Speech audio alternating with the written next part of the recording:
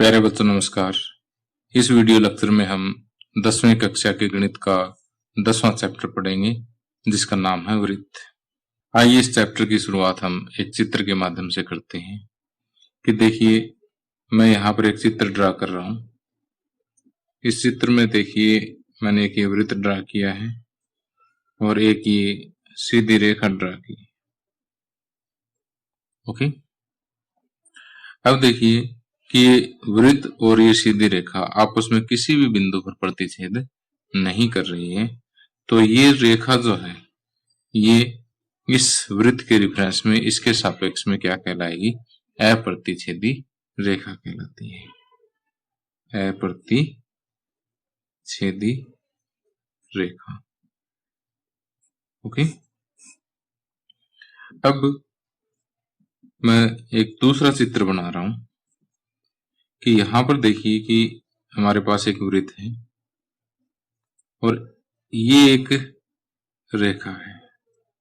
ये रेखा देखिए इस वृत्त को दो अलग अलग बिंदुओं पर प्रतिच्छेद कर रही है। कितने बिंदुओं पर प्रतिच्छेद कर रही है? दो बिंदुओं पर प्रतिच्छेद कर रही है। प्रतिच्छेद का मतलब काटना होता है कि दो बिंदुओं पर इसको काट रही है। तो ऐसी रेखा जो किसी वृत्त को दो बिंदुओं पर प्रतिच्छेद करती है वह उस वृत्त की छेदक रेखा या प्रतिच्छेदी रेखा कहलाती है। तो देखिए वह रेखा जो एक वृत्त को दो बिंदुओं पर प्रतिच्छेद करती है वह उस वृत्त की छेदक रेखा कहलाती है। ओके, इसी तरह से यदि एक वृत्त को कोई एक रेखा सिर्फ एक बिंदु पर प्रतिच्छेद करे, सिर्फ एक ही बिंदु पर प्रतिच्छेद करे, वो उस वृत्त की स्पर्श रेखा कहलाती है। वृत्त की स्पर्श रेखा। ओके, तो यहां से ये इस चैप्टर के लिए सबसे इंपॉर्टेंट है समझना कि वृत्त की स्पर्श रेखा क्या होती है, कि वो रेखा जो वृत्त को केवल एक ही बिंदु पर प्रतिच्छेद करे वो स्पर्श रेखा कहलाती है। अब देखिए कि ये स्पर्श रेखा होगी और ये वृत्त हो गया, इन दोनों का उभयनिष्ठ बिंदु।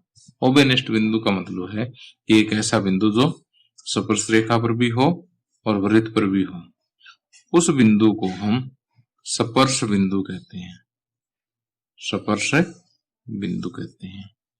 ओके, अब यहां से एक बात और समझने वाली है कि एक वृत्त के एक बिंदु से केवल एक ही स्पर्श रेखा खींची जा सकती है। ओके, एक वृत्त के एक बिंदु से होती हुई केवल एक ही स्पर्श रेखा खींची जा सकती है। और एक वृत्त पर कितने बिंदु होते हैं? अपरिमित रूप से अनेक बिंदु होते हैं। तो एक वृत्त की अपरिमित रूप से हम अनेक स्पर्श रेखाएं खींच सकते हैं। ओके,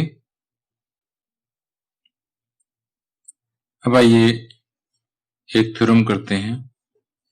यहां पर दिया हुआ है कि वृत्त के किसी बिंदु पर स्पर्श रेखा स्पर्श बिंदु से जाने वाली त्रिज्या पर लंब होती है।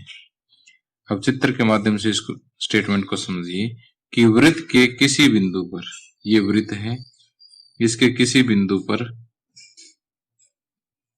स्पर्श रेखा, ये वाली स्पर्श रेखा स्पर्श बिंदु से जाने वाली त्रिज्या यानी OQ, स्पर्श बिंदु से जाने वाली त्रिज्या पर लंब होती है, यानी ये त्रिज्या इस स्पर्श रेखा पर लंब है।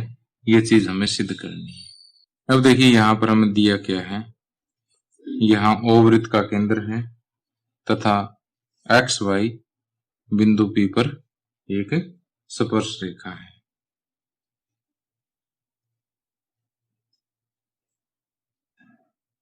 यहाँ बिंदु O वृत्त का केंद्र है तथा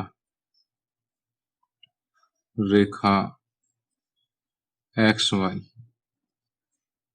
बिंदु P पर एक स्पर्श रेखा है। ये चीज आपको दी हुई है। अब सिद्ध क्या करना है आपने? सिद्ध करना है कि OP XY के परपेंडिकुलर है, यानी ये कोण 90 डिग्री का है। सिद्ध करना है कि OP समकोण है XY के। ओके, अब हम कुछ रचना करते हैं। रचना के लिए हम XY पर एक अन्य बिंदु Q लेते हैं। ओके, एक अन्य बिंदु Q लेते हैं तथा OQ को मिला देते हैं। स्पर्श रेखा XY पर एक अन्य बिंदु Q लिया, उसके बाद OQ को मिलाया, O तथा Q को मिलाया। ओके, अब आइए इसका प्रूफ देखते हैं। प्रूफ में देखिए, हमें ये सिद्ध करना है कि OP XY से समकोण है। तो ये सिद्ध करने के लिए हम देखिए यहाँ पर बहुत सारे रेखाखंड ड्रा कर सकते हैं। O को Q से मिलाते हैं और Q कोई भी बिंदु है, जैसे एक रेखाखंड ये हो गया। इसी तरह से हम यहाँ Q की जगह कोई और पॉइंट ले लें, दूसरा रेखाखंड यहाँ से खींच सकते हैं और यहाँ पे खींच सकते हैं। आगे भी बहुत सारे रेखाखंड हम खींच सकते हैं जो O को XY पर स्थित किसी भी बिंदु से मिला रहे हैं। उन सभी रेखाखंडों में से OP रेखाखंड जो है वो सबसे छोटा है। तो अगर हम ये सिद्ध करने में कामयाब हो जाते हैं कि OP इन सभी रेखाखंडों में से सबसे छोटा है, तो वो ऑटोमेटिक OP जो है XY से समकोण हो जाता है। तो आइए देखते हैं कि यहाँ से एक ये मान लेते हैं कि R जो है वो OQ तथा वृत्त का एक उभयनिष्ठ बिंदु है। तो यहाँ OP बराबर OR, देखिए OP जो है वो OR के बराबर है। क्यों बराबर है? क्योंकि ये एक ही वृत्त की त्रिज्याएं हैं, क्योंकि एक ही वृत्त की त्रिज्याएं हैं। अब देखिए हम क्या करेंगे कि OQ किसके बराबर है? OR plus RQ। देखिए OQ रेखाखंड किसके बराबर है? OR प्लस RQ के बराबर है, अर्थात कि OQ बराबर OR, देखिए मैं किसके बराबर कह सकता हूँ? OP के बराबर प्लस RQ। अब देखिए OQ रेखाखंड जो है वो OP प्लस समथिंग के बराबर है, तो इसका मतलब कि OQ जो है वो OP से बड़ा है। या हम ये भी कह सकते हैं कि OP OQ से छोटा है।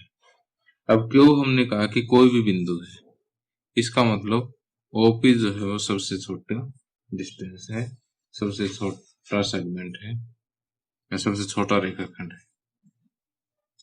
तो इसका मतलब क्या हुआ कि OP XY पर स्थित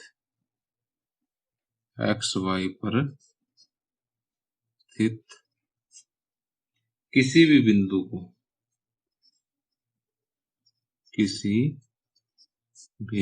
को केंद्र से मिलाने वाले, केंद्र O से मिलाने वाले रेखाखंड से छोटा है। रेखाखंड से छोटा है, इसलिए ओपी जो है वो एक्स वाई से परपेंडिकुलर है, समकोण है। ओके, तो प्यारे बच्चों, इसी के साथ ही लेक्चर समाप्त होता है। अगले वीडियो लेक्चर में हम प्रश्नावली 10.1 के प्रश्नों को हल करेंगे।